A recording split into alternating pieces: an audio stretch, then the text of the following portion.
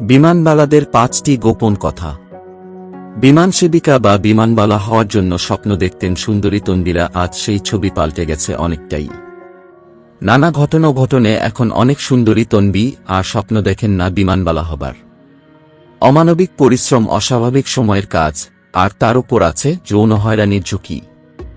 এমনই কিছু কথা তুলে ধরেছেন হিদারপুর, যিনি গত ১৫ বছর যাবত বিমানবালা হিসেবে কাজ করেন।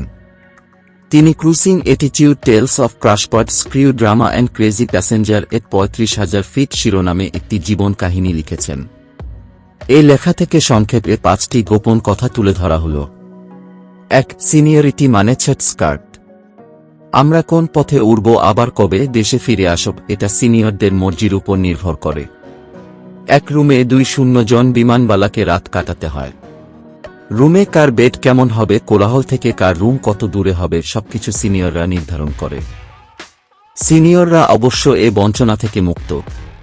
প্রবেশনারি সময়ে আমাদের স্কার্টের দৈর্ঘ্য সিনিয়ররা নির্ধারণ করে। এ সময় সামান্য পা দেখানোর সুযোগ থাকে। এ ব্যাপারে আমরা টু শব্দ করতে পারি না। নবীন বিমানবালারা যদি পাইলটদের পটায় ফেলে, এমন আশঙ্কা সিনিয়ররা করে থাকে।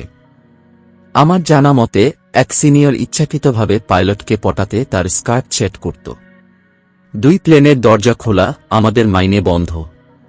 প্লেন উড্ডয়নের আগ পর্যন্ত যাত্রীর তল্পিতল্পা নিয়ে যে ফরমাইশ আমরা খাটি, তার কোনো হিসাব আমাদের মাইনার খাতায় ওঠে না। শুধুমাত্র প্লেনের দরজা বন্ধ হলে, প্লেন আকাশে পাখা মেললে আমরা বেতন পাই। আবার ফ্লাইট যদি দেরি করে স্থগিত হয়, তাহলে আমাদের বেতন বন্ধ, তবে তারা অতটা হৃদয়হীন নয়। বিমানবন্দরে প্রবেশের পর থেকে ফিরে আসা পর্যন্ত ঘণ্টায় $5 হারে একটি থাপ্পড় বরাদ্দ দেয়। ৩. কোচ ধরার প্রতিযোগিতায় অর্থগচ্চা। ভালো প্লেনে কাজ করার প্রতিযোগিতা বেঁধেই থাকে। মনে করুন ২০১০ সালে ডেল্টা ঘোষণা করল তারা শুরুতে $১,০০০ দিবে। মুহূর্তের মধ্যে ১ লক্ষ দরখাস্ত পড়ে যাবে। যদিও হার্ভার্ডের মাইনে কম নয়। যারা কলেজ ডিগ্রিতে এগিয়ে প্রতিযোগিতায়, তারাই সেরা, যেমন ডাক্তার, আইনজীবী ইত্যাদি। তবে এগুলো চাকরি পাওয়ার কোনো শর্ত নয়।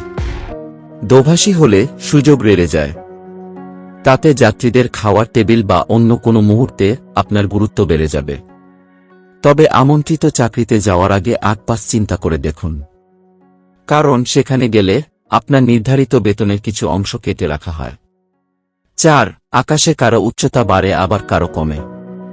১৯ দশকে শর্ত ছিল মেয়েদের উচ্চতা কমপক্ষে ৫ ফুট ২ ইঞ্চি, ওজন ৩১ পাউন্ড হবে, ৩২ বছরে অবসর নিবে। তারা হবে অবিবাহিত, সন্তান থাকবে না। ফলে বেশিরভাগ মেয়েরা সর্বোচ্চ গড়ে ১৮ মাস চাকরি করত। ১৯৭০ সালে স্টিওয়ার্ডেসেস নামে আমাদের এক সংগঠনের দাবিতে অবসরের শর্ত শিথিল হয়। ১৯৮০ সালে বিবাহের শর্ত ঘোচল। ১৯৯০-এর দশকে ওজনের শর্তটি আর থাকল না।